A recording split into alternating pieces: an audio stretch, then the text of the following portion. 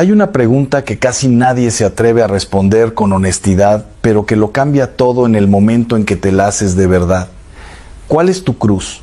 No la de los demás, no la de Cristo que ya contemplaste, no la que ves en historias ajenas, la tuya. Porque todos hablamos de la cruz como símbolo, como algo lejano, casi poético, pero en el momento en que deja de ser idea y se vuelve experiencia, todo se vuelve incómodo, personal y profundamente real. Y aquí es donde empieza el problema, porque creemos entender la cruz hasta que nos toca cargarla. Porque sí, ya meditamos la cruz de Cristo, ya miramos su pasión, su sufrimiento, su entrega, pero eso abre una puerta que muchos prefieren no cruzar. Porque si la cruz no es solo de Cristo, entonces también es tuya. Y no de una forma abstracta, sino concreta, diaria, incómoda, inevitable. Entonces la pregunta cambia. Ya no es qué significa la cruz, sino qué significa tu cruz. Esa que no puedes esquivar, esa que aparece cuando menos la esperas y que no te pide permiso para entrar en tu vida. Y lo más inquietante es esto, no todas las cruces llegan de la misma forma. Algunas no las elegiste, algunas ni siquiera las viste venir. Y sin embargo, ahí están instaladas en tu vida como si siempre hubieran pertenecido a ella. Esas son las primeras que hay que entender, porque son las más comunes y también las más incomprendidas. Hay cruces que simplemente llegan sin explicación, sin aviso, sin que tú hayas hecho nada para provocarlas. Dolores físicos, enfermedades, debilidades, el desgaste natural de la vida.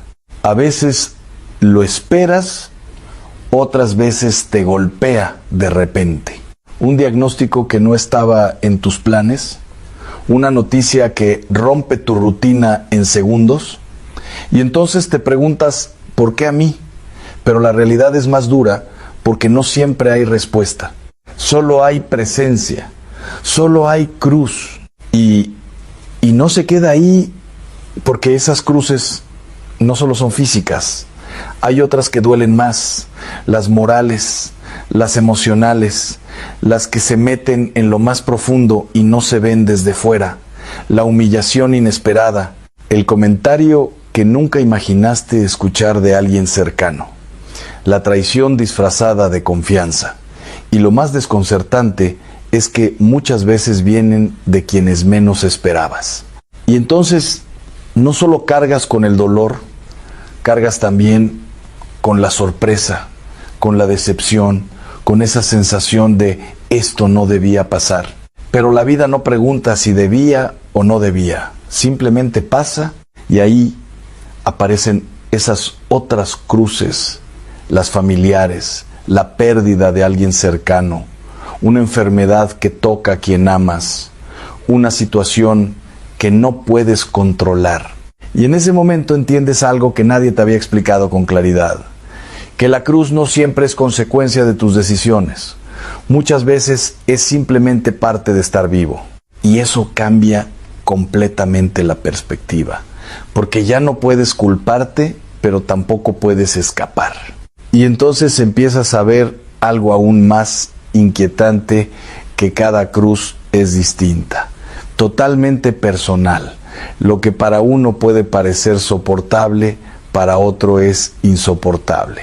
Lo que para uno es una prueba pasajera, para otro es una carga permanente. Y ahí es donde se rompe la comparación, porque tu cruz no se mide con la de nadie más. La tuya es única, y eso la hace más difícil de entender, pero también más imposible de ignorar. Porque incluso en medio del dolor hay contrastes que desconciertan. Hay personas que se van de este mundo sin sufrir, casi en paz, como si todo hubiera sido suave al final. Y otros que pasan años en enfermedad, en dependencia, en soledad. Y entonces surge una pregunta incómoda: ¿por qué unos sí y otros no? Pero otra vez, no hay respuesta clara. Solo hay una certeza: la cruz no es uniforme, es profundamente personal. Y aquí es donde la reflexión se vuelve más profunda, porque hasta ahora hablamos de cruces que llegan solas, que no elegiste, que simplemente aparecieron. Pero hay otro tipo de cruz, una que sí tiene que ver contigo, con tus decisiones, con el camino que elegiste recorrer. Y esa es aún más compleja, porque en el momento en que eliges una vida, eliges también las cruces que vienen con ella. Nadie te lo explica así al inicio. Nadie te dice el precio completo. Solo ves la parte bonita, el ideal, la ilusión. Pero después llega la realidad. Y con ella las exigencias, las renuncias, lo que tienes que dejar atrás para sostener lo que elegiste. Y aquí es donde muchos se confunden, porque piensan que la cruz es solo lo que duele, pero no. La cruz también es lo que tienes que dejar de hacer, lo que tienes que sacrificar, lo que tienes que controlar dentro de ti para que lo que construiste no se derrumbe. Porque elegir algo significa renunciar a muchas otras cosas. Y eso se vuelve evidente en la vida diaria, especialmente en las relaciones más importantes. Porque lo que al principio parecía fácil, natural, incluso emocionante, empieza a mostrar su verdadero costo con el tiempo. No porque esté mal, sino porque es real. Porque lo que vale exige. Y lo que exige pesa. Pero aquí viene el giro que casi nadie espera, porque cuando empiezas a ver todo esto junto, las cruces que llegan solas y las que vienen con tus decisiones, aparece una pregunta incómoda. ¿De verdad esto es todo? ¿Ya no hay más? Porque si esto ya es difícil, si esto ya pesa, entonces, ¿por qué sentirías que aún falta algo? Y la respuesta no solo sorprende, sino que cambia completamente la forma en que ves la cruz. Porque sí, todavía falta algo más. Y no es lo que imaginas. Es peor y al mismo tiempo es lo que puede transformar todo. Pero eso lo entiendes solo cuando das el siguiente paso. Y ese paso es donde la cruz deja de ser algo que te pasa y empieza a ser algo que eliges. Y ahí todo cambia. Y aquí es donde todo se vuelve más incómodo, porque hasta ahora podías justificarte. Podías decir, esto me llegó, yo no lo busqué, me tocó vivirlo. Pero en el momento en que la cruz deja de ser solo algo que te pasa y se convierte en algo que tú eliges, entonces ya no hay excusas. Porque elegir una cruz significa entrar voluntariamente en algo que cuesta. Y eso va completamente en contra de lo que normalmente harías. Porque seamos honestos, nadie busca el sacrificio por instinto. Nadie se levanta pensando, hoy quiero complicarme la vida un poco más. Al contrario, buscamos comodidad, buscamos evitar el dolor, buscamos el camino más fácil. Entonces, ¿por qué alguien elegiría una cruz? ¿Por qué añadir peso a una vida que ya de por sí tiene suficiente? La respuesta no es inmediata y por eso muchos nunca llegan a entenderla. Porque hay un punto en el que lo obligatorio ya no basta. Cumplir lo mínimo, hacer lo necesario, evitar lo incorrecto, todo eso está bien, pero no transforma, solo mantiene, solo sostiene. Y llega un momento en que eso empieza a sentirse vacío, como si algo faltara, aunque todo esté correcto. Y ahí aparece esa tercera dimensión de la cruz, la que no te exigen, la que no te imponen, la que solo tú y dos, saben si estás dispuesto a cargar. Porque aquí ya no se trata de evitar el mal, sino de hacer el bien de forma consciente, intencional, incluso incómoda. Y aquí es donde se revela algo que cambia la lógica por completo, porque lo que no estás obligado a hacer es precisamente lo que más valor tiene cuando lo haces. Imagínate esto, no estás obligado a ayudar a alguien más allá de lo mínimo. No estás obligado a dar tiempo cuando ya estás cansado. No estás obligado a ofrecerte para algo que nadie te pidió y sin embargo decides hacerlo. No por presión, no por obligación, sino porque quieres, porque eliges amar de una forma que cuesta. Y ese cuesta es la clave, porque ahí es donde aparece la verdadera cruz elegida, no en lo espectacular, sino en lo cotidiano, en esos pequeños actos que nadie ve, en esa paciencia que decides tener cuando podrías perderla, en ese silencio cuando podrías responder, en ese servicio cuando preferirías descansar. Y lo curioso es que desde fuera puede parecer insignificante, pero por dentro es una batalla real. Y aquí es donde muchos se pierden porque subestiman esas pequeñas cruces. Piensan que no cuentan, que no tienen impacto, pero es exactamente al revés. Son las que más transforman, porque no vienen de la inercia, vienen de la decisión. Pero entonces surge otra pregunta, una que incomoda aún más. Si estas cruces son tan valiosas, ¿por qué casi nadie las busca? ¿Por qué preferimos quedarnos en lo mínimo? Porque elegir la cruz significa renunciar al control total de tu comodidad. Significa aceptar que crecer duele. Y eso no suena atractivo, no vende, no emociona, al menos no al inicio. Porque el beneficio no es inmediato, es profundo. Y eso requiere paciencia, algo que no todos están dispuestos a tener. Pero aquí viene el giro más fuerte de todos, porque no todas las cruces que eliges son buenas. Y esto es peligroso, porque así como puedes elegir sacrificios que te elevan, también puedes tomar decisiones que se convierten en cargas que te destruyen. Y aquí es donde la línea se vuelve peligrosa, porque al inicio muchas de esas decisiones parecen pequeñas, inofensivas incluso, pero tienen un efecto acumulativo, silencioso, que cuando explota ya es demasiado tarde, porque no todas las cruces vienen de Dios.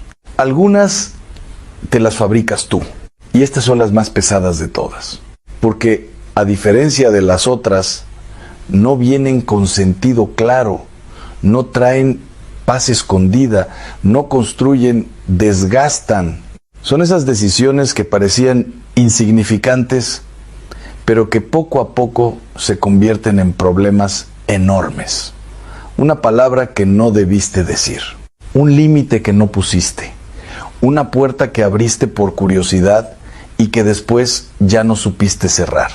Y lo peor es que al inicio no se sienten como cruz, se sienten como libertad, como elección, como algo que no pasa nada, pero pasa, y pasa más de lo que imaginas, porque hay decisiones que generan consecuencias que no desaparecen fácilmente, relaciones que se rompen, confianza que se pierde, paz que se destruye, y entonces sí aparece la cruz, pero ya no como algo que te tocó, sino como algo que construiste. Y esa pesa distinto, porque ahora no solo cargas con el dolor, cargas con la responsabilidad. Y aquí es donde muchos quedan atrapados porque intentan cargar esas cruces sin entender por qué son tan pesadas. Y la respuesta es dura porque no estaban destinadas a ser cargadas, no eran necesarias, no eran parte del camino, fueron desvíos, y eso cambia todo. Porque entonces empiezas a ver la diferencia entre las cruces que forman y las cruces que deforman, las que te acercan a algo más grande y las que te encierran en consecuencias que podrías haber evitado. Y en medio de todo esto, aparece una frase que parece contradictoria, casi imposible, pero que encierra una verdad profunda, que la carga puede ser ligera. Y eso suena absurdo al inicio, porque nada de lo que hemos hablado parece ligero. Pero ahí está el misterio. No todas las cruces pesan igual, y no es por su tamaño, sino por su origen. Las cruces que llegan pueden doler, pero se pueden aceptar. Las cruces que eliges por amor pueden costar, pero transforman. Pero las cruces que tú mismo te provocas, esas son las que aplastan. Y aquí es donde todo se redefine, porque ya no se trata de evitar la cruz, eso es imposible. Se trata de entender cuál estás cargando y por qué. Porque en el fondo siempre vas a cargar algo. La pregunta es, ¿eso que cargas te está destruyendo o te está construyendo? Y cuando empiezas a responder eso con honestidad, entonces algo cambia dentro de ti, porque dejas de ver la cruz solo como sufrimiento y empiezas a verla como dirección. Pero todavía falta algo más, algo que conecta todo esto con un momento específico, un momento que la mayoría vive, pero muy pocos entienden de verdad. Un momento en el que todo lo que hiciste o no hiciste se vuelve evidente. Un momento que puede sentirse vacío o profundamente pleno. Y ese momento es donde todo esto cobra sentido, pero solo si llegas preparado. Y ese momento llega, quieras o no. No avisa con ruido, no hace espectáculo, pero cuando aparece, deja al descubierto algo que no puedes esconderte a ti mismo, cómo viviste el proceso. Porque hay etapas en la vida que no se repiten, oportunidades que no regresan, y cuando pasan, lo único que queda es lo que hiciste con ellas. Y aquí es donde todo lo anterior empieza a tener sentido, porque no se trata solo de cargar cruces por cargar, ni de acumular sacrificios como si fueran méritos vacíos. Se trata de cómo te preparas para ese momento en el que todo se revela. Y lo curioso es que muchos llegan ahí sin darse cuenta, como si fuera un día más, como si nada hubiera pasado. Pero no es un día más. Es el resultado de todo lo anterior. Porque cuando no vives con intención, cuando dejas pasar el tiempo sin tomar decisiones profundas, cuando eliges lo cómodo en lugar de lo correcto, ese momento llega y se siente vacío. No porque falte algo externo, sino porque faltó algo interno. Faltó entrega, faltó conciencia, faltó ese algo más que sabías que podías haber dado, pero no diste. Y eso pesa, pero de una forma diferente. No es la cruz del dolor, es la cruz del vacío.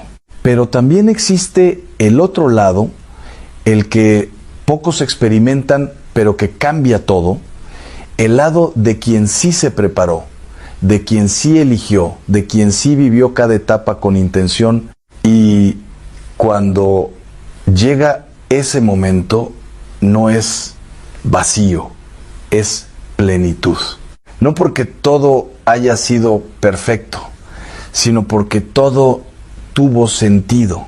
Y aquí es donde aparece una de las verdades más poderosas de todo este camino, que la plenitud no viene de evitar la cruz, viene de vivirla correctamente. Porque cuando alguien ha pasado por momentos difíciles, cuando ha cargado lo que le tocaba, cuando ha añadido sacrificios por amor, cuando ha evitado caer en las trampas que destruyen, entonces ese momento final de una etapa se siente distinto.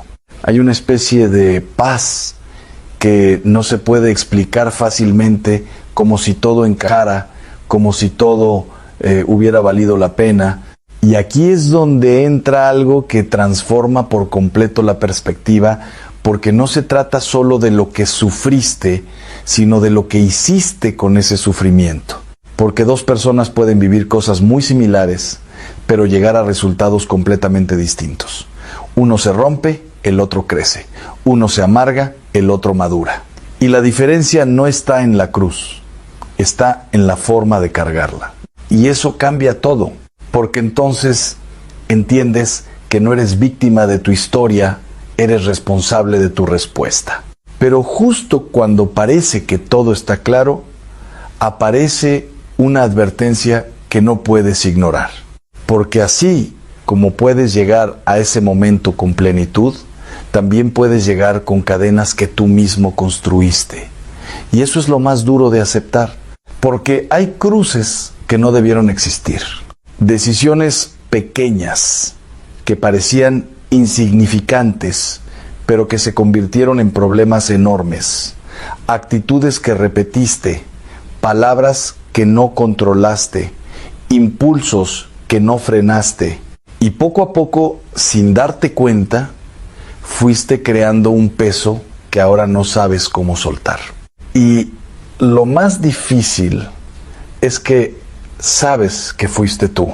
Y ahí es donde la carga se vuelve casi insoportable, porque no puedes culpar a nadie más.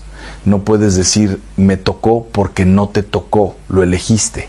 Y aceptar eso requiere una honestidad que no todos tienen. Pero aquí viene el punto clave. El punto que puede cambiar incluso eso. Porque aunque esas cruces sean pesadas, no son el final. Y esto es importante entenderlo, porque si todo terminara en el error, en la carga, en el peso que tú mismo generaste, entonces no habría salida. Pero sí la hay. No es fácil, no es inmediata, pero existe. Y comienza en el mismo lugar donde empezó el problema en tu decisión. Porque así como elegiste mal, puedes elegir distinto.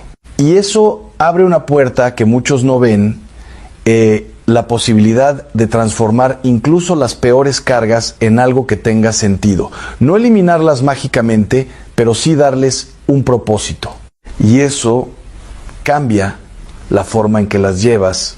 Pero para llegar ahí, necesitas algo que hoy casi nadie quiere escuchar: disciplina, constancia y sobre todo conciencia. Porque sin conciencia repites. Y si repites, vuelves a caer. Y si vuelves a caer, vuelves a cargar. Y el ciclo no se rompe. Pero en el momento en que te detienes, en el momento en que decides observar, entender, cambiar, ahí empieza algo distinto. No espectacular, no inmediato, pero real. Y aquí es donde todo se conecta con algo mucho más grande, porque la cruz no es el final de la historia, es el camino hacia algo más. Algo que solo se entiende cuando has pasado por el proceso completo, cuando has sentido el peso, cuando has dudado, cuando has resistido y aún así has seguido. Porque solo entonces estás listo para lo que viene después. Y lo que viene después no es solo alivio, es transformación. Pero esa transformación no llega sola, llega como resultado. Y solo quienes han vivido el proceso completo pueden reconocerla cuando aparece. Porque para muchos pasará desapercibida, pero para otros será el momento más claro de toda su vida.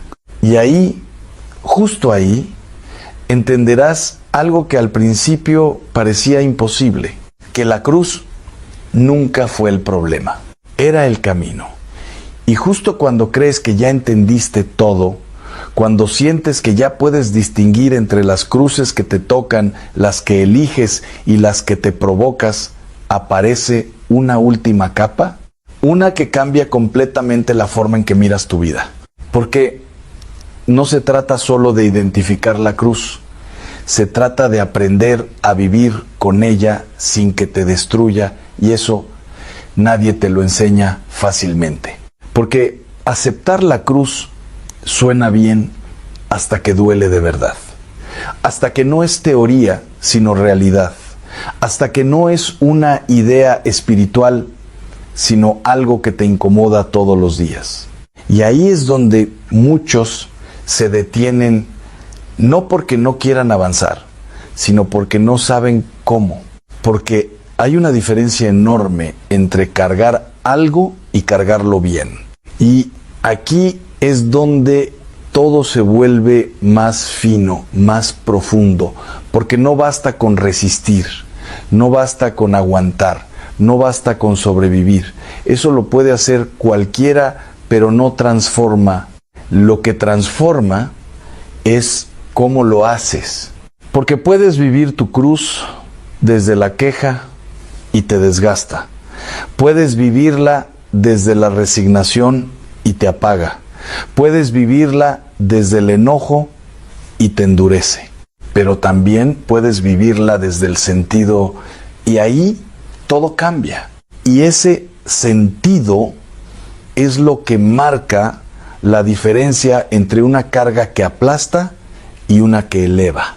Pero aquí viene lo más interesante. Ese sentido no aparece automáticamente, no es algo que sientes de inmediato, es algo que construyes día a día, decisión a decisión, en lo pequeño, en lo invisible, en lo que nadie aplaude. Porque la grandeza de la cruz no está en lo espectacular, está en lo constante, en levantarte cuando no tienes ganas, en cumplir cuando podrías evitarlo, en amar cuando sería más fácil cerrar el corazón. Y lo curioso es que desde fuera nadie lo nota, nadie ve esa lucha interna, pero es ahí donde se decide todo. Y entonces empiezas a entender algo que al principio parecía contradictorio, que la cruz puede ser ligera, no porque deje de pesar, sino porque tú cambias la forma de cargarla. Porque cuando hay sentido, el peso se transforma. Y eso explica algo que antes no entendías, como hay personas que viven situaciones durísimas y aún así tienen paz. No porque no sufran, sino porque encontraron un para qué. Y ese para qué sostiene más de lo que imaginas. Pero aquí viene una advertencia que no puedes ignorar, porque incluso con todo esto claro, el riesgo sigue ahí. El riesgo de volver a elegir mal, de abrir puertas que sabes que no debes abrir, de caer en pequeñas decisiones que parecen insignificantes, pero que ya sabes a dónde llevan.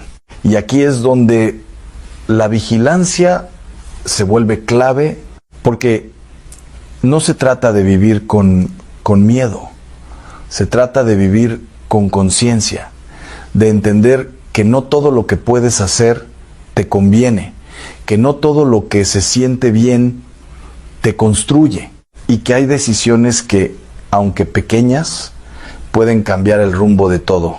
Porque ya lo viste, las cruces más pesadas no son las que llegan, son las que se acumulan por decisiones mal tomadas. Y lo más peligroso es que empiezan pequeñas. Un mensaje que no debiste responder, una conversación que no debiste continuar, un hábito que dejaste crecer. Nada grave hasta que lo es.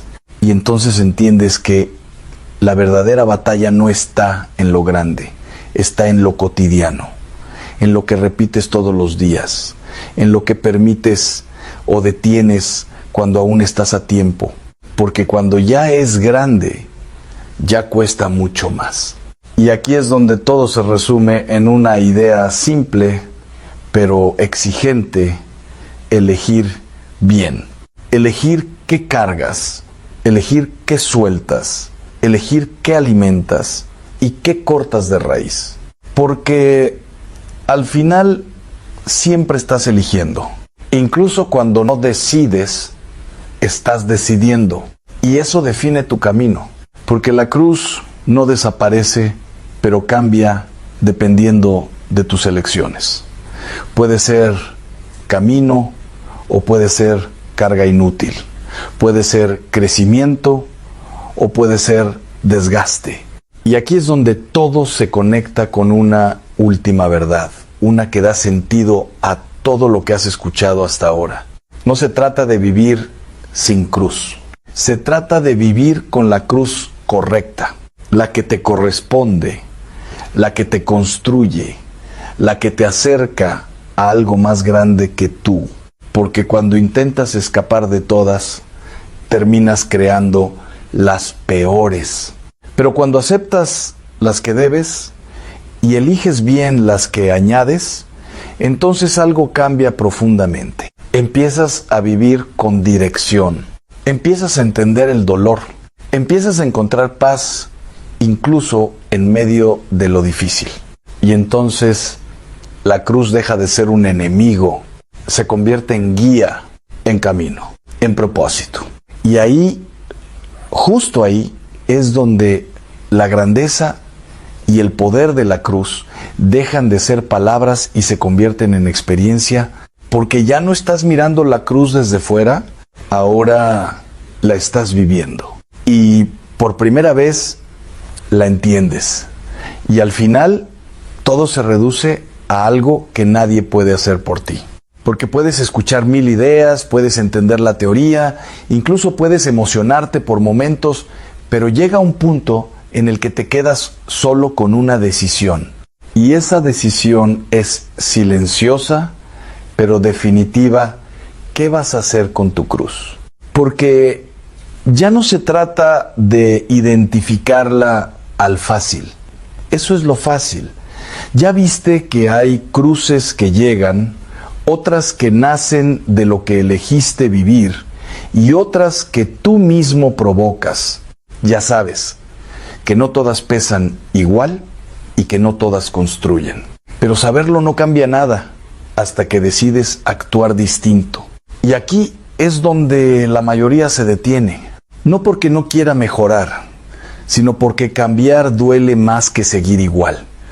Porque soltar hábitos, cortar relaciones, dominar impulsos, exige algo que no todos están dispuestos a dar: constancia. Y sin constancia, todo se queda en intención. Pero hay un detalle que no puedes ignorar. Cada día que no eliges bien, también cuenta. Cada pequeño descuido, cada concesión, cada no pasa nada, va formando algo. Y ese algo, tarde o temprano, se convierte en una carga. Y entonces vuelves al mismo punto cargando algo que tú mismo construiste. Pero también existe el otro camino. El de quien decide, aunque cueste. El de quien empieza poco a poco, sin ruido, sin aplausos, pero con claridad. El que entiende que no se trata de cambiar todo en un día, sino de no fallar en lo pequeño, porque es en lo pequeño donde se construye lo grande o donde se destruye. Y aquí es donde la cruz se transforma de verdad, porque cuando empiezas a elegir bien, algo dentro de ti cambia. No desaparecen los problemas, no se vuelve todo fácil, pero se vuelve distinto. Empiezas a tener paz en medio del esfuerzo. Empiezas a sentir sentido en lo que antes parecía solo carga. Y eso no tiene precio. Pero cuidado, porque este camino también exige vigilancia constante. No puedes relajarte pensando que ya entendiste todo, porque el error no avisa. Vuelve disfrazado, vuelve atractivo, vuelve pequeño, y si bajas la guardia, vuelves a caer en lo mismo. Por eso, más que fuerza, necesitas claridad. Recordar por qué decidiste cambiar y no olvidarlo cuando llegue la tentación. Porque al final no es la cruz lo que te define, es cómo la cargas. Puedes hacerlo desde el cansancio y te romperá. puedes hacerlo desde el sentido estado y te transformará. Y esa diferencia la marcas tú, porque la cruz no es castigo, nunca lo fue. Es camino, es dirección, es una oportunidad que bien vivida te lleva a algo más grande de lo que imaginabas. Pero solo si la aceptas, solo si la eliges bien, solo si no te escapas. Y aquí está el cierre que pocos quieren escuchar porque es exigente, pero real.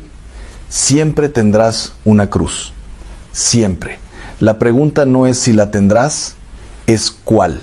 La que te acerca o la que te destruye, la que te forma o la que te rompe, y eso depende de ti. Por eso, si algo te llevas hoy, que sea esto: no busques una vida sin cruz. Eso no existe. Busca una vida con sentido. Busca una cruz que valga la pena cargar. Y sobre todo, evita aquellas que sabes en el fondo que no deberías tocar, porque esas son las únicas que de verdad no podrás sostener. Y cuando entiendes eso, todo cambia, porque ya no huyes, ahora eliges, y al elegir bien empiezas a vivir distinto. Y ahí, sin darte cuenta, la cruz deja de ser peso y se convierte en poder. Quiero que escuches esto con mucha atención. Porque lo que estoy a punto de decirte no lo encontrarás en ningún libro de autoayuda, no lo verás en ningún programa de televisión, y muchos sacerdotes, con todo el respeto que me merecen, tampoco se atreven a decirlo desde el púlpito. Hay algo que está ocurriendo en los hogares de familias creyentes, familias que rezan, familias que van a misa, familias que tienen la Biblia en la mesita de noche, y aún así sus hijos se pierden. Hijos adultos que un día conocen el camino de Dios y que hoy viven como si Él nunca hubiera existido. Hijos que se fueron de casa con valores, con fe, con principios, y volvieron, si es que volvieron, convertidos en extraños. Y tú, padre, tú, madre, te preguntas por las noches, cuando la casa está en silencio y el peso en el pecho no te deja dormir, ¿en qué fallé? ¿Dónde me equivoqué? ¿Qué hice mal? Esto me heló la sangre cuando comencé a estudiarlo con profundidad. El enemigo no ataca primero a los niños pequeños. Espera, tiene paciencia, porque sabe que un niño pequeño tiene escudo.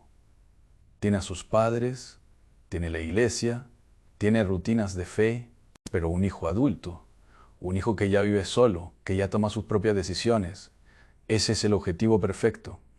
Y lo que hará temblar tu corazón cuando termines de ver este video es esto. Existe un tipo de pérdida espiritual que no hace ruido. No hay escándalo. No hay drama visible. El hijo simplemente se va alejando. Primero deja de rezar. Luego deja de ir a misa. Luego empieza a tomar decisiones que jamás habría imaginado. Y cuando te das cuenta, ya hay un abismo entre vosotros. ¿Vale? Algo aterrador está sucediendo en la generación de nuestros hijos. Algo que va más allá de la rebeldía normal, más allá de la crisis de identidad típica. Hay una batalla espiritual activa, deliberada y silenciosa por el alma de tus hijos adultos. Pero escúchame bien, el velo se romperá hoy, porque hoy te voy a enseñar la oración más poderosa que existe para guiar a un hijo adulto que ha perdido el rumbo.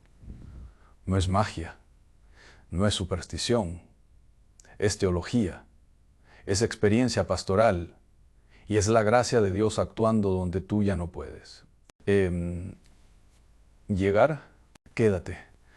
Lo que viene a continuación puede cambiar a tu familia para siempre.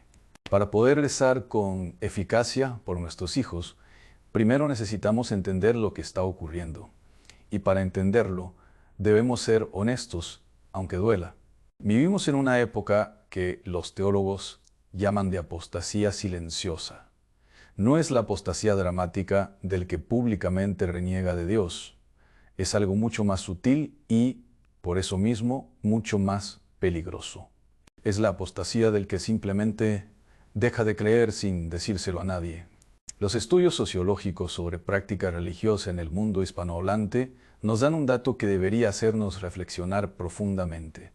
Más del 60% de los jóvenes que fueron bautizados y recibieron su primera comunión abandonan la práctica activa de la fe antes de los 30 años. Más del 60%. ¿Eso significa que sus padres fracasaron? No, absolutamente no. Y quiero que esto quede muy claro desde el principio, porque he visto a demasiadas madres cargar con una culpa que no les pertenece.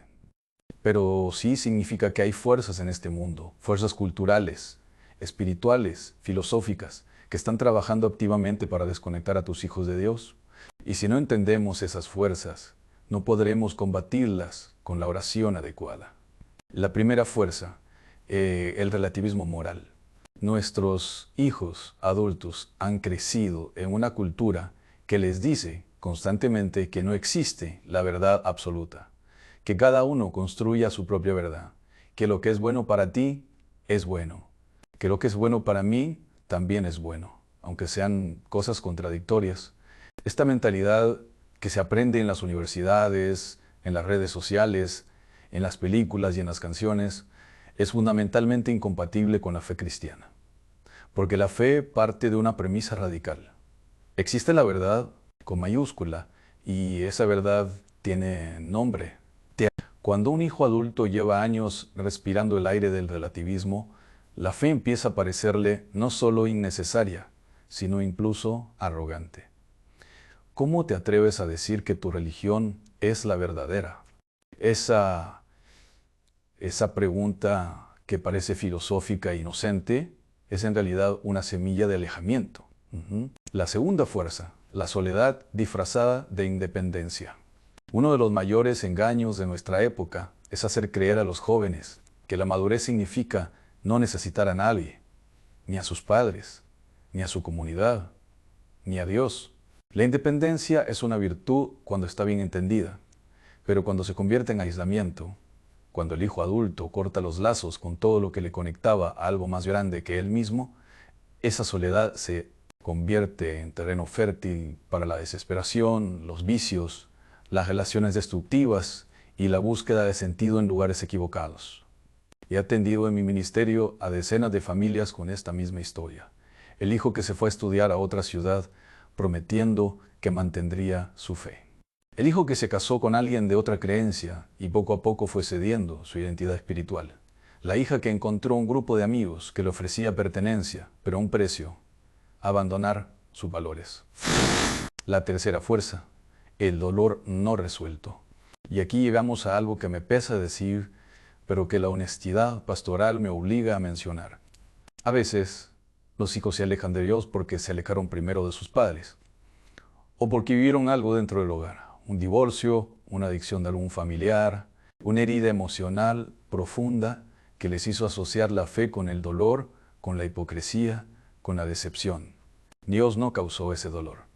Pero en la mente y el corazón de un joven herido, la asociación puede ser tan fuerte que se vuelve casi imposible de separar. Bueno, cuando alguien me dice, mi hijo dice que no cree en Dios, la primera pregunta que hago no es teológica, es esta. ¿Está enojado con alguien? Porque muchas veces, detrás de ateísmo o de la indiferencia religiosa de un hijo adulto, no hay una convicción intelectual. Hay una herida emocional que nunca sanó. Y eso es importante que lo entiendas, también se puede llevar en oración.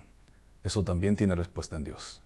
Sé que algunos de ustedes están viendo esto y pensando, Padre, usted no conoce a mi hijo.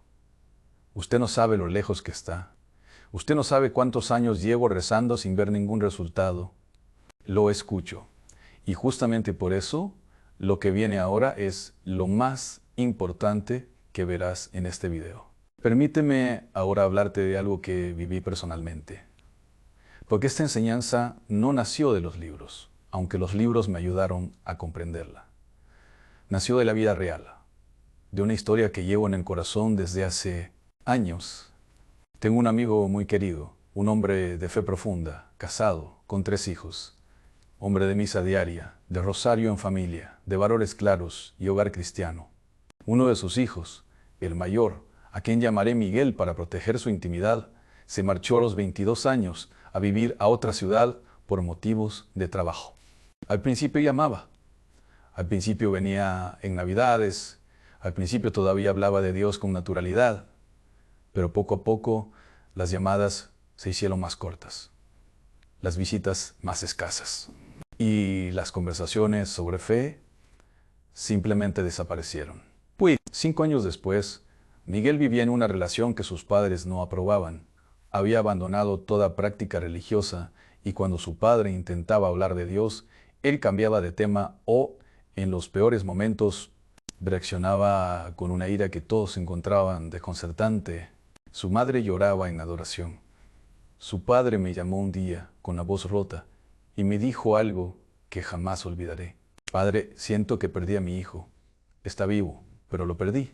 Esa frase me quedó grabada, porque describe exactamente el tipo de duelo que viven miles de padres creyentes en el mundo. El duelo por un hijo que está vivo, pero que parece haberse marchado a un lugar donde tú no puedes llegar. ¿Puedes llegar tú? No. ¿Puede llegar Dios? Sí. Siempre. Sin excepción. Y eso nos lleva directamente a la pregunta central de este video. ¿Cómo se ora por un hijo adulto perdido? ¿Cuál es la oración que abre las puertas donde todo lo demás ha fallado? Eso es exactamente lo que vamos a explorar juntos, parte por parte, con calma, con profundidad y con la certeza de que Dios ya está obrando, aunque tú todavía no puedas verlo. Antes de enseñarte la oración, necesito enseñarte algo sobre la oración misma. Porque uno de los errores más comunes que cometen los padres, y lo digo con todo el amor y el respeto del mundo, porque lo he visto repetirse cientos de veces en mi ministerio, es confundir la oración con una lista de peticiones.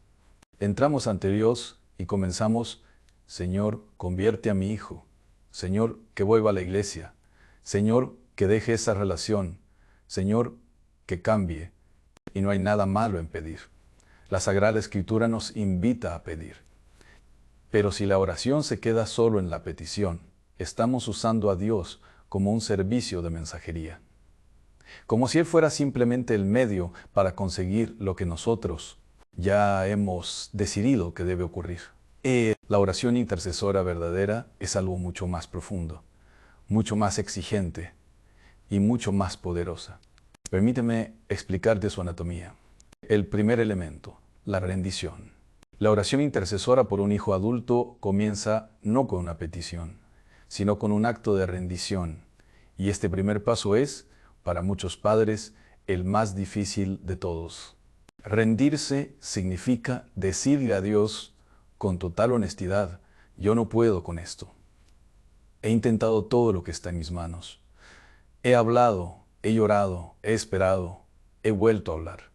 Y reconozco que este hijo no me pertenece. Te pertenece a ti.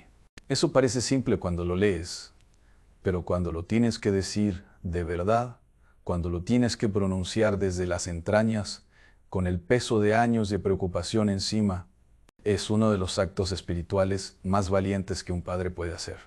San Agustín de Hipona es quizás el ejemplo más elocuente de esto en toda la historia de la Iglesia. Su madre, Santa Mónica, rezó por él durante 17 años. 17 años de un hijo que vivía en el error, en la confusión intelectual, en el pecado. Y durante todos esos años, Mónica aprendió a hacer precisamente esto, a soltar a su hijo en las manos de Dios. No a resignarse, no a rendirse en el sentido de abandonar, sino a confiar de una manera tan radical que ya no intentaba controlar el proceso. Solamente oraba y confiaba. El resultado lo conocemos todos.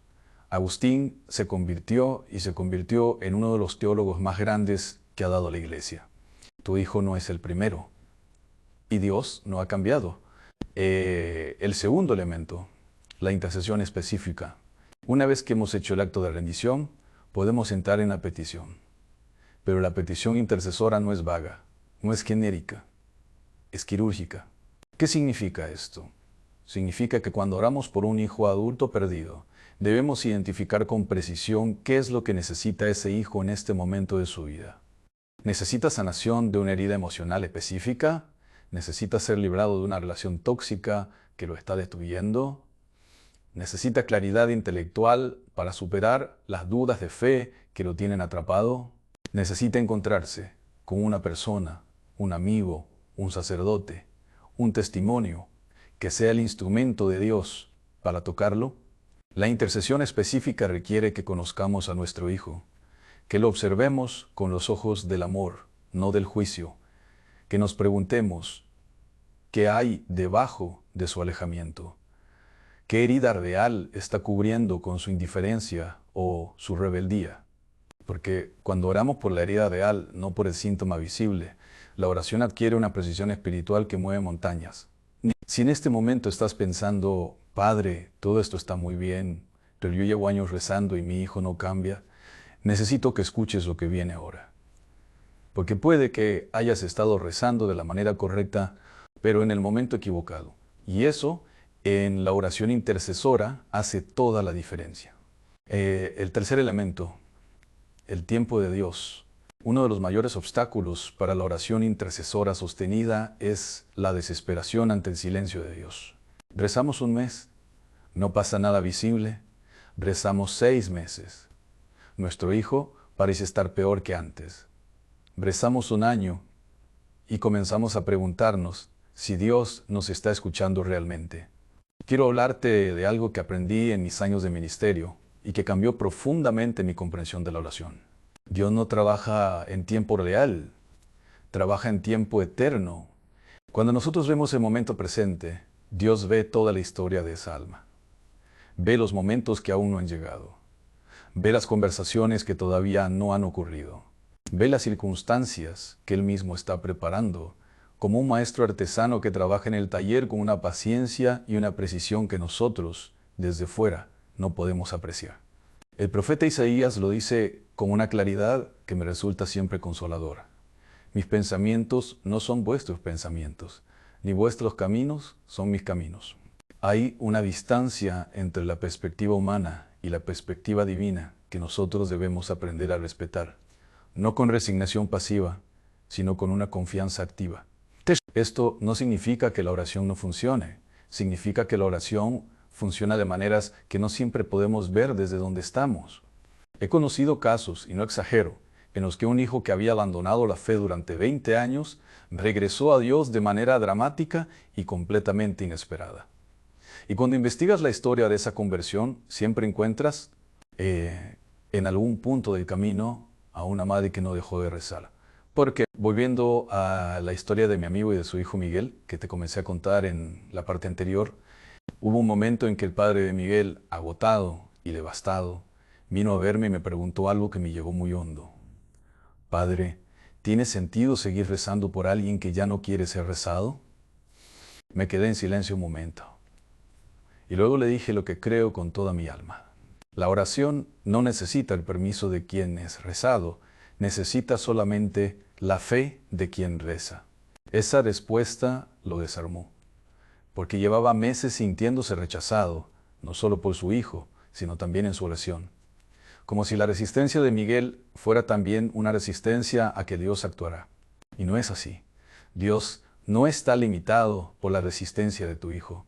Dios puede obrar en el corazón de una persona que ni siquiera lo está buscando.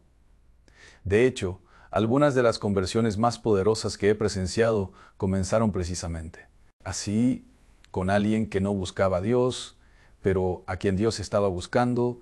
El padre de Miguel comenzó a rezar de manera diferente. Dejó de rezar con desesperación, comenzó a rezar con confianza.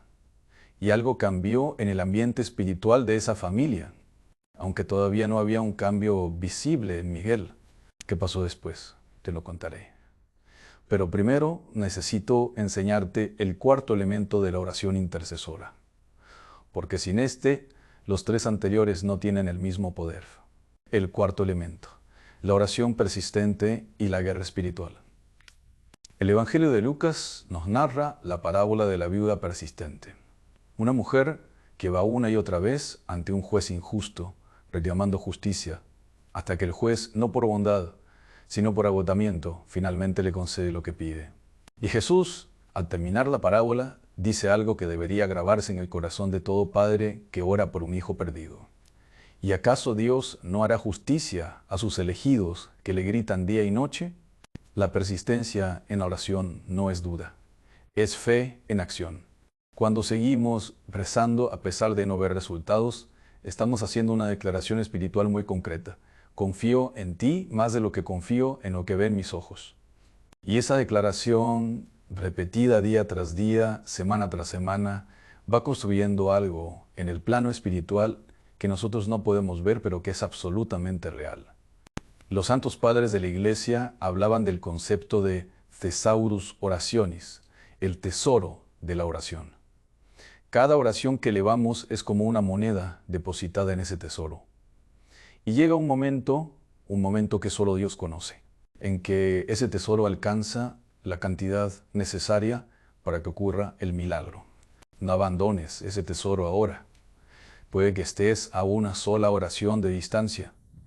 Llegamos ahora al corazón de este video. Y quiero pedirte algo antes de continuar. Quiero pedirte que, si puedes, te pongas en un lugar tranquilo, que apartes el teléfono un momento, que respires profundo, porque lo que voy a compartirte ahora no es simplemente información, es una herramienta espiritual.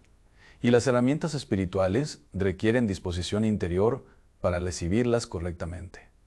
Durante años, en mi ministerio como sacerdote y como estudioso de la espiritualidad, he acompañado a padres en una de las situaciones más dolorosas que existen. Ver a un hijo adulto perdido y no saber cómo alcanzarlo. Y he llegado a una conclusión que puede sonar sencilla, pero que tiene una profundidad teológica enorme. La oración más poderosa por un hijo perdido no es la que pide su cambio, es la que pide su encuentro. Hay una diferencia fundamental entre estas dos actitudes en la oración. Cuando pedimos el cambio de nuestro hijo, estamos, en cierta medida, diciéndole a Dios lo que debe hacer y cómo debe hacerlo. Estamos poniendo el resultado en el centro de la oración. Pero cuando pedimos que nuestro hijo tenga un encuentro real, personal, íntimo con Dios, estamos poniendo a Dios en el centro. Y eso cambia todo. La estructura de la oración intercesora por un hijo adulto perdido. Lo que voy a compartirte ahora es el fruto de años de estudio, de experiencia pastoral y de mi propia vida de oración. No es una fórmula mágica. No funciona como un conjuro que se pronuncia y produce resultados automáticos. Es una estructura espiritual que, practicada con fe y con constancia, abre canales en el plano invisible que tienen consecuencias muy reales en el plano visible. Primer momento, la alabanza antes de la petición. Antes de mencionar el nombre de tu hijo, antes de presentar tu dolor y tu preocupación, comienza alabando a Dios por quien Él es. No por lo que ha hecho, no por lo que esperamos que haga, sino simplemente por quien es. Esto puede parecer contradictorio cuando estás sufriendo. Cuando el corazón duele y la preocupación por tu hijo no te deja dormir, lo último que parece natural es alabar. Pero precisamente por eso es tan poderoso. Porque cuando elegimos alabar a Dios en medio del dolor, estamos haciendo una declaración espiritual que rompe las cadenas de la desesperación. Estamos diciendo, mi fe no depende de mis circunstancias. Mi confianza en ti no está condicionada por lo que veo. El Salmo 22 comienza con una de las frases más desgarradoras de toda la Escritura. Dios mío, ¿por qué me has abandonado? Pero no termina ahí, termina en alabanza. Y ese movimiento interior, del lamento a la alabanza, es precisamente el movimiento que Dios usa para obrar en situaciones que parecen sin salida. Comienza tu oración por tu hijo con 5 minutos de alabanza pura, sin peticiones, solo reconociendo la grandeza de Dios. Lo que viene ahora es algo que muy pocos padres conocen, y cuando lo aplican, los resultados espirituales en sus familias son tan visibles que muchos no saben cómo explicarlo. Quédate, porque esto puede ser el punto de inflexión que tu familia necesita. Segundo momento, la presentación del hijo ante Dios. Después de la alabanza, llega el momento de presentar a tu hijo. Y aquí quiero que hagas algo muy específico. No lo presentes solamente como el problema que necesita solución. Preséntalo como lo que es, una persona amada por Dios desde antes de nacer. Una alma con un propósito eterno. una historia que todavía no ha terminado. Cuando comienzo a orar por alguien en mi ministerio, tengo la costumbre de recordar algo que la teología nos enseña con claridad. Dios ama a ese hijo más de lo que tú puedes amarlo. Por mucho que lo ames, y sé que lo amas con toda tu alma, el amor de Dios por ese hijo supera infinitamente al tuyo. Eso no debería hacernos sentir pequeños, debería hacernos sentir seguros, porque significa que la persona por quien estamos intercediendo ya está en el corazón de Dios, ya está siendo buscada, ya está siendo llamada. Nuestra oración no informa a Dios de algo que Él desconoce. Nuestra oración nos une al plan que Dios ya tiene en marcha para ese hijo. Presenta a tu hijo por su nombre. Háblale a Dios de él como le hablarías a un amigo de confianza. Cuéntale su historia, sus heridas, sus miedos, sus confusiones, no porque Dios no lo sepa, sino porque en ese acto de hablar había algo en ti mismo. Rompe las paredes de la preocupación ansiosa y las reemplaza con la confianza serena. O en tercer momento, la petición específica y la guerra espiritual. Aquí llegamos a un terreno que conozco muy bien desde mi formación y mi experiencia como estudioso de la espiritualidad y la demonología. Existe en el plano espiritual una realidad que la Escritura describe con toda claridad. Hay fuerzas que trabajan activamente para mantener a las almas alejadas de Dios. No es paranoia, no es una superstición medieval, es doctrina de la Iglesia. San Pedro lo dice con palabras que no dejan lugar a interpretaciones. Vuestro adversario, el diablo, ronda como león rugiente, buscando a quien devorar. Cuando un hijo adulto está perdido, cuando hay en su vida patrones de autodestrucción, de confusión, de alejamiento, que no responden a ninguna lógica humana, a veces hay algo más que una crisis psicológica o una rebeldía generacional. A veces hay una influencia espiritual negativa que necesita ser confrontada en el plano espiritual. Y esa confrontación se hace con la oración. En tu oración por tu hijo, después de presentarlo ante Dios, añade una petición de protección espiritual sobre él. Pide que todo lazo de oscuridad que pueda estar operando en su vida, ya sea a través de sus relaciones, de sus hábitos, de sus pensamientos, sea roto por la autoridad de Dios. No lo hagas con miedo. Hazlo con la serenidad de quien sabe que está orando desde el lado victorioso. Volvamos a Miguel, al hijo de mi amigo del que te he estado hablando. Cuando el padre comenzó a aplicar esta estructura en su oración, ocurrió algo que él mismo me describió como inexplicable desde la lógica humana. Pues a las pocas semanas, Miguel, que llevaba meses sin llamar prácticamente, llamó a su padre un domingo por la mañana, no para hablar de nada importante, aparentemente, solo para preguntar cómo estaba. Pero al final de esa conversación, casi de pasada, casi como si las palabras hubieran salido solas, Miguel dijo algo que su padre jamás esperaba escuchar.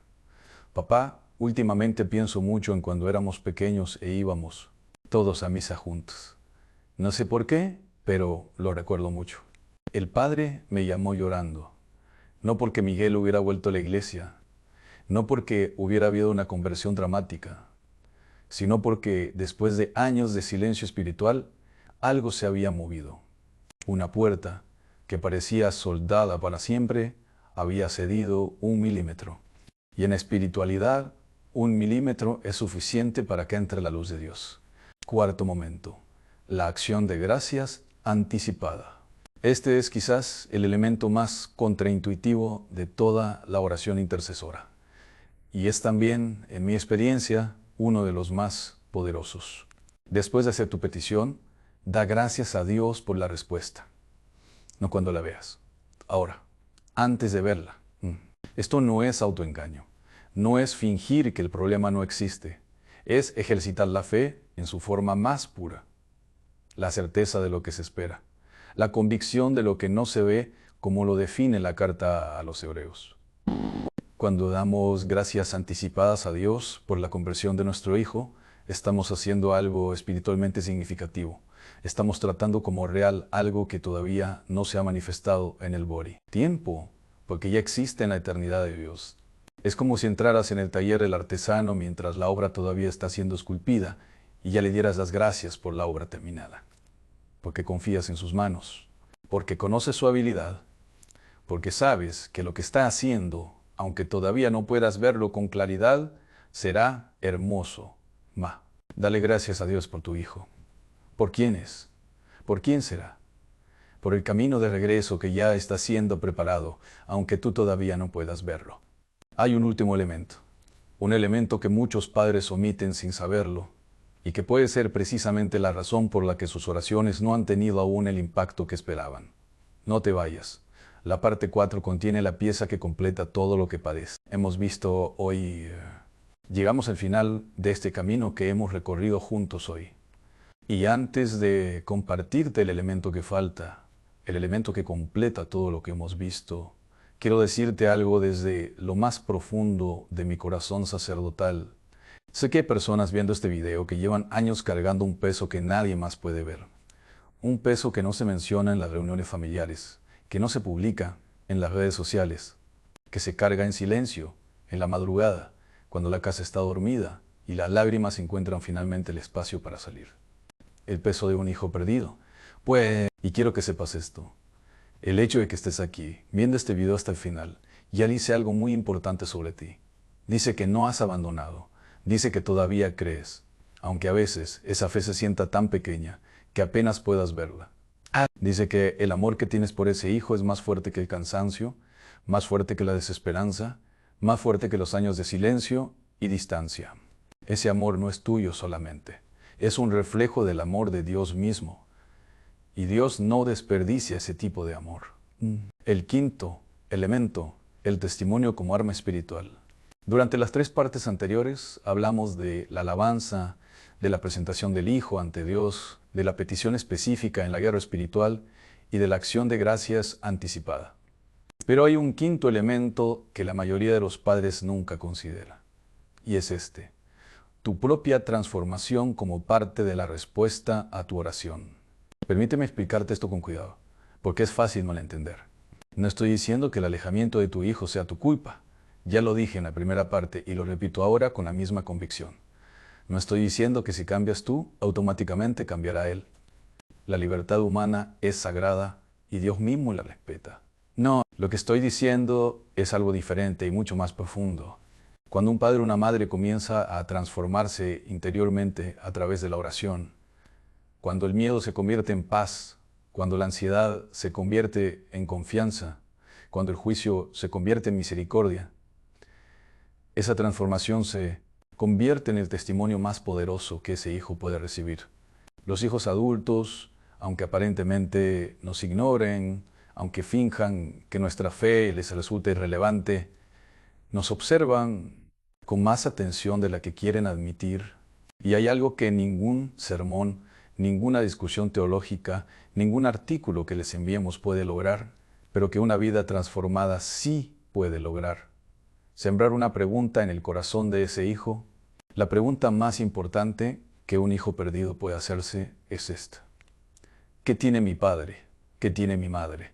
Que les da esa paz que yo no tengo. Esa pregunta es la semilla de la conversión y tú puedes plantarla, no con palabras, con tu vida. Ahora te voy a contar cómo terminó la historia de Miguel y lo que ocurrió supera todo lo que cualquier padre podría haber planeado o imaginado. Quédate hasta el final porque este testimonio puede ser el tuyo también. El desenlace de Miguel. Te dejé en la parte anterior en el momento en que Miguel llamó a su padre ese domingo por la mañana y mencionó, casi sin querer, que pensaba en los tiempos en que la familia iba a misa juntos. Lo que ocurrió en los meses siguientes fue un proceso gradual. No fue una conversión dramática de un día para otro. Fue algo mucho más parecido a lo que ocurre cuando el sol comienza a salir. Primero una claridad tenue en el horizonte, luego más luz y finalmente el sol completamente visible en el cielo. El padre de Miguel, siguiendo la estructura de oración que te he compartido hoy, comenzó a cambiar su manera de relacionarse con su hijo. Dejó de intentar convencerlo. Dejó de enviarle mensajes con versículos bíblicos que Miguel no pedía. Dejó de hacer de cada conversación una oportunidad para hablar de fe. En cambio, comenzó simplemente a estar presente, a llamar para preguntar cómo estaba, a escuchar sin juzgar, a amar sin condiciones visibles, y algo en Miguel comenzó a ablandarse. 9 meses después de aquella llamada de domingo, Miguel tuvo una crisis personal seria, una situación en su trabajo que lo dejó en una vulnerabilidad que no esperaba. Y en ese momento de fragilidad, en lugar de llamar a sus amigos, llamó a su padre. No para hablar de Dios, simplemente para hablar. Pero al final de esa conversación, fue Miguel quien preguntó: «Papá, ¿tú crees que Dios escucha cuando uno le habla, aunque lleve mucho tiempo sin hablarle?». El padre me contó que en ese momento tuvo que hacer un esfuerzo enorme para no desbordarse emocionalmente. Respiró profundo y respondió con la serenidad que había cultivado en meses de oración: «Hijo, Dios lleva todo este tiempo esperando que le hagas exactamente esa pregunta». Esa noche, Miguel rezó por primera vez en años. No en una iglesia, no con un rosario en la mano, solo en su apartamento, con palabras torpes y sinceras, dirigidas a un Dios al que había ignorado durante demasiado tiempo. Pero Dios estaba ahí, como siempre había estado, esperando. Hoy Miguel no es un santo. Todavía tiene un camino largo por recorrer, pero está en camino. Y su padre, aquel hombre que me llamó hace años con la voz rota diciéndome que sentía que había perdido a su hijo, hoy me llama para contarme cómo Miguel le preguntó la semana pasada si podía acompañarlo a misa. Eso es lo que hace la oración persistente, transformadora y llena de fe. Eso es lo que puede ocurrir en tu familia también. Es la oración final, para rezar juntos ahora.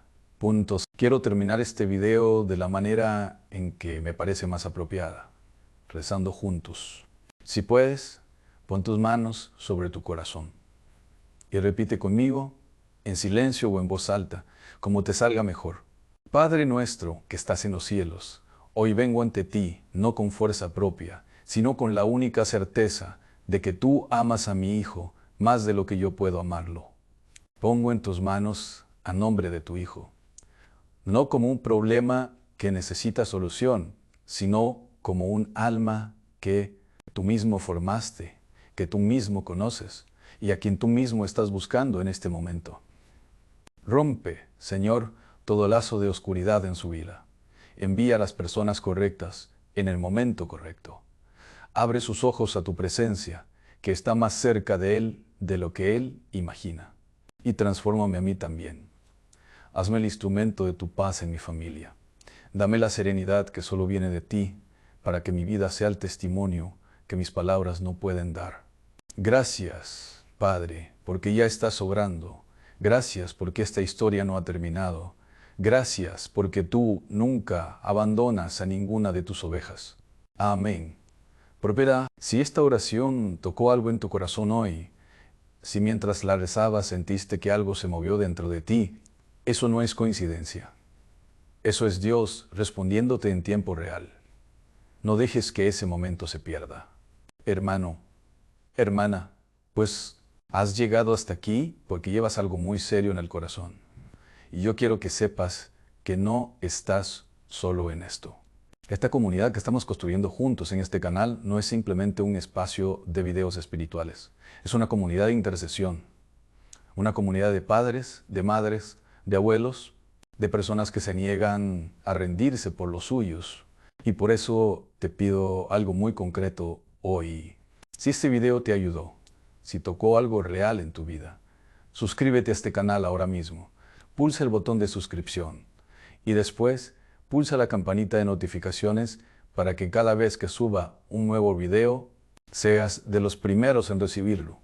Porque cada enseñanza que comparto está pensada para personas exactamente como tú, personas que buscan respuestas reales a situaciones reales desde la fe. Pero hay algo más que quiero pedirte. En los comentarios de este video, debajo de estas palabras, quiero que escribas el nombre de tu hijo, o simplemente escribe por mi familia si prefieres mantener su privacidad. Porque yo, personalmente, voy a leer esos comentarios y voy a elevar una oración por cada nombre, por cada familia, por cada situación que me confíen en esta sección. No es un gesto simbólico, es un compromiso real, sacerdotal. Cuéntame también, si quieres, ¿Cuál es la situación que estás viviendo con tu hijo? ¿Cuánto tiempo llevas orando? ¿Qué has intentado? Porque a veces simplemente poner las palabras por escrito ya es un acto de liberación. Y saber que alguien al otro lado las lee y las lleva en oración puede cambiar algo en ti. Comparte este video con ese amigo, con esa madre, con ese padre que sabes que lo necesita y que quizás nunca se atrevería a buscar esto por sí mismo. A veces el instrumento de Dios en la vida de alguien eres tú, compartiendo algo en el momento justo. Nos vemos en el próximo video. Y mientras tanto, no dejes de rezar. No dejes de creer, no dejes de amar. Porque Dios está obrando, aunque todavía no puedas verlo. Que Dios los bendiga a todos.